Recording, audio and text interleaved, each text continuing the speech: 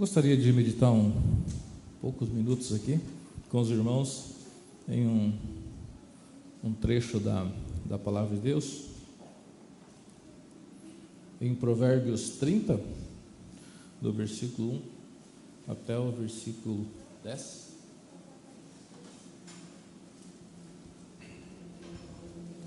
Vou procurar ler lá na televisão.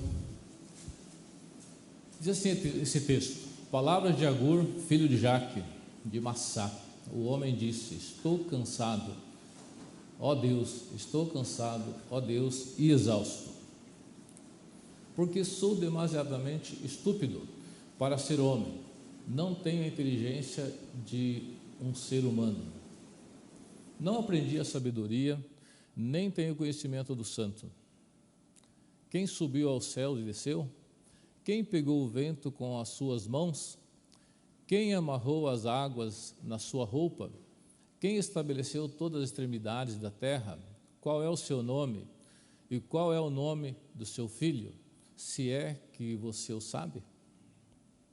Toda a palavra de Deus é pura, ele é escudo para os que nele confiam. Não acrescente nada às suas palavras, para que ele não o repreenda e você seja achado mentiroso. Duas coisas te peço, ó Deus: não recuse o meu pedido antes que eu morra. Afasta de mim a falsidade e a mentira. Não me des nem a pobreza, nem a riqueza. Dá-me o pão que me for necessário, para não acontecer que, estando eu farto, te negue e diga: quem é o Senhor? Ou que empobrecido venha furtar e profane o nome de Deus. Não calunie o servo diante de seu Senhor, para que você não seja amaldiçoado por aquele servo e seja visto como culpado. Mesmo assentados, vamos orar mais uma vez. Pai, nós te louvamos pela tua palavra lida e que ela possa ser, ó Pai, de fato, o nosso alimento, possa ser a nossa direção, possa ser a palavra que nos orienta de contínuo, ó Pai. Que a tua misericórdia nos alcance. Em nome de Cristo é que oramos. Amém. Irmãos,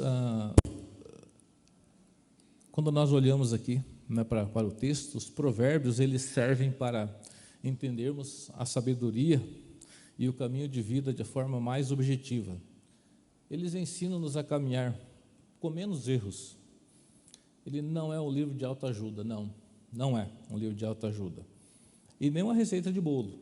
Contudo, é uma verdade bíblica, experimentada pelo próprio autor, que, dando certo em sua vida, escreveu e tem dado certo na vida de muitas pessoas que estão lutando para colocar as suas palavras em prática. Quando a gente olha para Agur, segundo os relatos, né, Agur foi um sábio ou um professor afamado e que aparece entre um dos autores do livro de Salomão, no Antigo Testamento. Tem outras explicações aí, mas não vamos entrar nos detalhes, né? Também filho de Jaque, né? Não tem muita notícia sobre Jaque, mas provavelmente era uma personalidade que é citada aqui. Mas de uma forma mais ampla, as palavras de Agur nos ensinam sobre a grandeza de Deus e a pequenez do homem.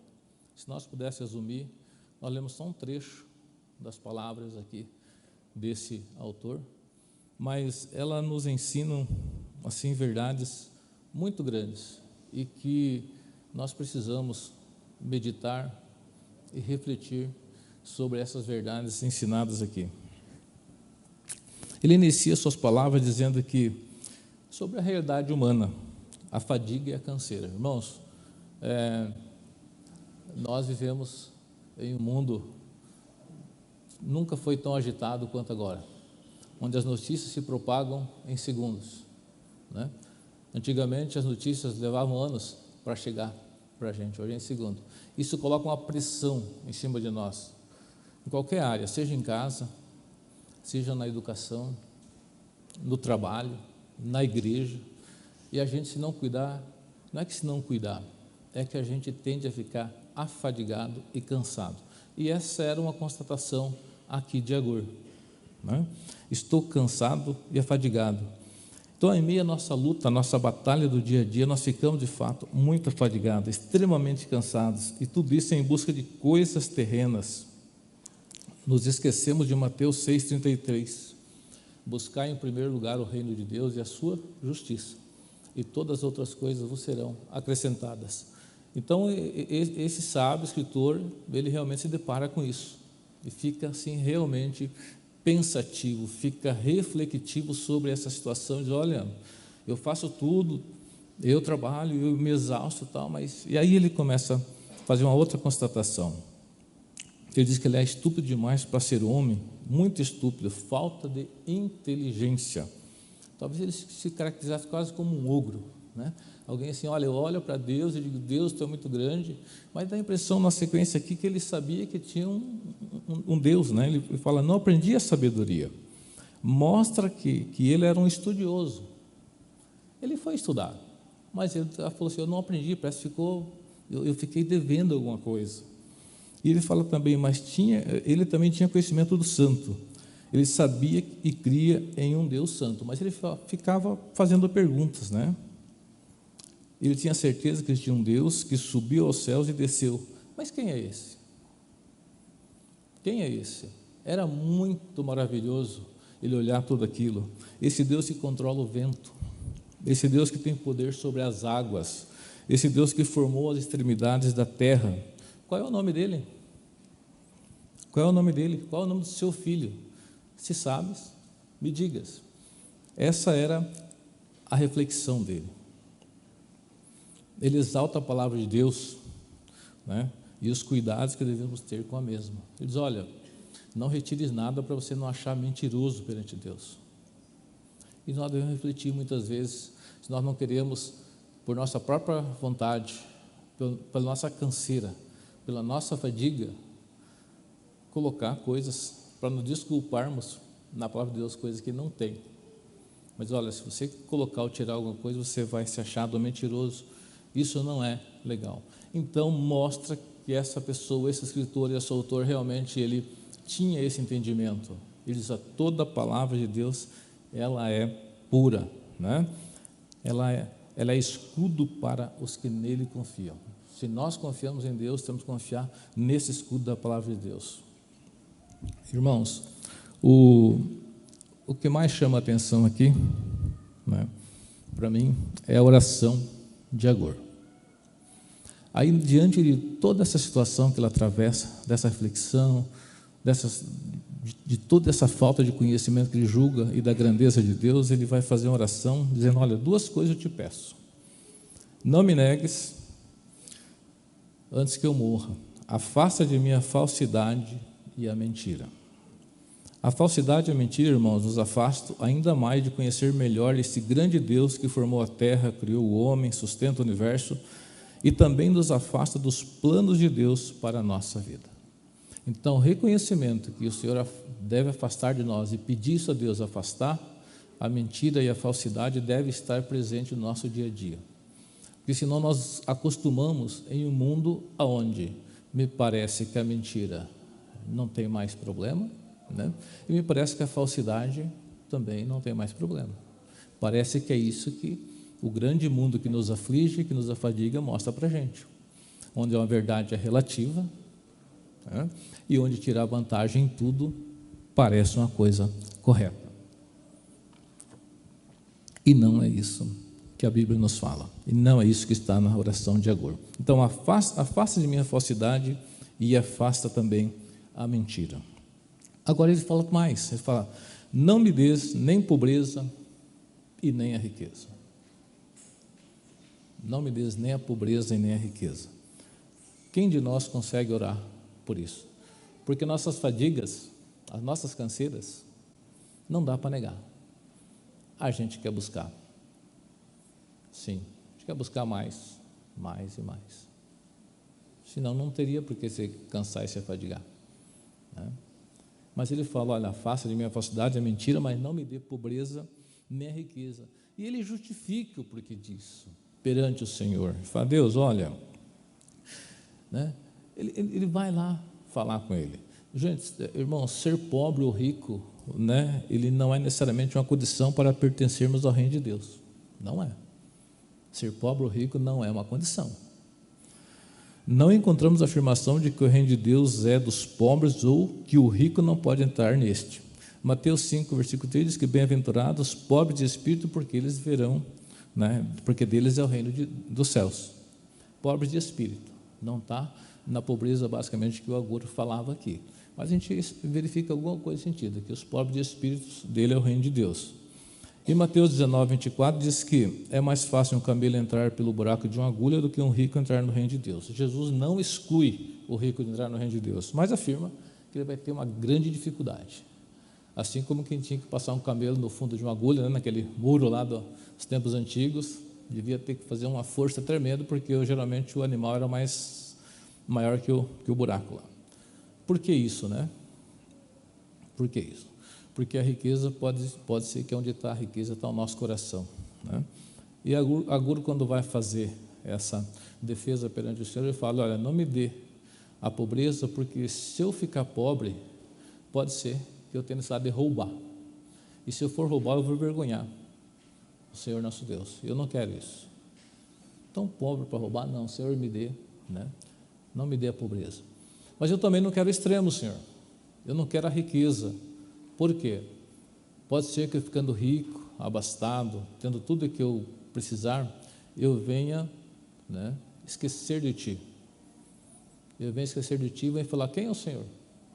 Você nem ao menos reconhece que Deus é o autor daquilo que te fez ganhar a tua riqueza. Nem isso você não reconhece mais. Prova do distanciamento do homem quando ele coloca o coração nas riquezas, né, e deixa de olhar para o Senhor. Então ele diz: olha, me dê apenas o pão de cada dia, me dê apenas a porção necessária para resolver. Eu estou muito bem. Irmãos, tem que ter muita coragem para fazer uma oração dessa. É muita confiança em Deus, porque Deus pode fazer. Deus pode fazer, e daí se Ele fizer? Né, pastor Patrick? E se Ele fizer, a gente vai aceitar? Não. Então, vamos cuidar com aquilo que a gente pede a Deus. Mas olha o que o Agur está pedindo aqui em Provérbios para a gente, não é verdade?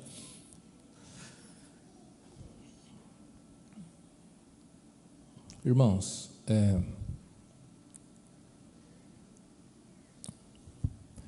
eu quero concluir aqui também, a gente olhando aqui para o apóstolo Paulo, lá em Filipenses 4, 10 a 13, diz: alegrei-me sobremaneira no Senhor, porque agora, uma vez mais, renovaste a meu favor o vosso cuidado. Digo isto não por causa da pobreza, porque aprendi a viver contente em toda e qualquer situação. Tanto sei estar humilhado, como também estar honrado. De tudo e em todas as circunstâncias já tenho experiência, tanto de fartura como de fome, assim de abundância como de escassez. Então nós vemos que lá no Velho Testamento, né, o Agur já falava, tinha essa preocupação com a pobreza e com a riqueza. E nós vamos ver lá no apóstolo Paulo, né, ele falando: olha, né, graças a Deus que vocês renovaram aí, né, a meu favor o vosso cuidado para a igreja de Filipenses. Ou seja, a igreja estava cuidando do apóstolo, né? E a vida do apóstolo nunca foi fácil, ela nunca foi fácil. Ele falou: não, agora nós estamos tranquilos, eu estou tranquilo, estou até bem, mas eu já aprendi a ficar tanto na pobreza, né, mas também sei viver na fartura. Eu navego muito bem por esses dois universos, porque, né, Paulo dizia, né, que o foco dele era Cristo. Então, assim, que o nosso foco possa ser Cristo. Quando Jesus fez a oração, que ele ensinou aos discípulos, né, ele diz assim: o pão nosso de cada dia nos dai hoje, né? Se ele falasse: olha, vamos pedir outras coisas, peça o pão nosso de cada dia, o sustento que eu vou dar para vocês, e confiar nisso.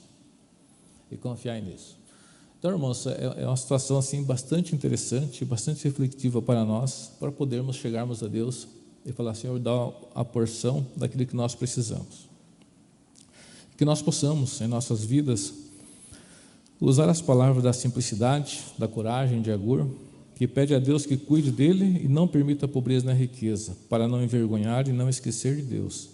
E que possamos tomar por base o exemplo de Paulo. O exemplo de Paulo, né? Sei estar contente em toda e qualquer situação. né? E que Deus possa ter assim misericórdia de nós e que nós possamos estar procurando cada dia mais fazer a vontade dele e olhando na palavra de Deus o que ela tem para nós, o que ela tem para nós em termos de olhar o nosso dia a dia, a nossa fadiga, a nossa canseira, o nosso corre-corre, aquilo que a palavra de Deus mostra. Olha, vamos para cá, né? O nosso Deus cuida, né? O nosso Deus cuida de nós. Que Deus nos abençoe. Amém. Mesmo assentados ainda, eu vou pedir se o presbítero Paulo pudesse orar para nós nesse momento.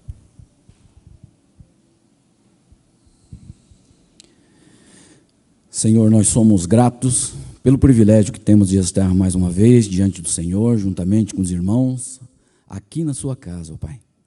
Obrigado por esta manhã, obrigado por aprendermos que precisamos confiar no Senhor e que precisamos entender e saber aquilo que pedimos, porque o Senhor é soberano sobre todas as coisas e aquilo que pedirmos, muitas vezes o Senhor está pronto a nos atender. Que possamos colocar realmente diante do Senhor as nossas necessidades, mas sabê-las, como colocá-las, para que o Senhor continue a nos abençoar, continue a sustentar a nossa vida, continue a caminhar conosco, a nos dar sempre, cada dia mais, aquilo que necessitamos. Obrigado por esta manhã, obrigado pela Tua palavra, continua a falar aos nossos corações. Esteja com cada professor agora que vai estar com suas classes, ó Pai, com seus alunos, estudando a Tua palavra. Que possamos sair daqui realmente alegres, felizes, porque o Senhor é o único Deus, digno de ser adorado e de ser exaltado. Obrigado, continua conosco, oramos no nome de Jesus. Amém, Senhor.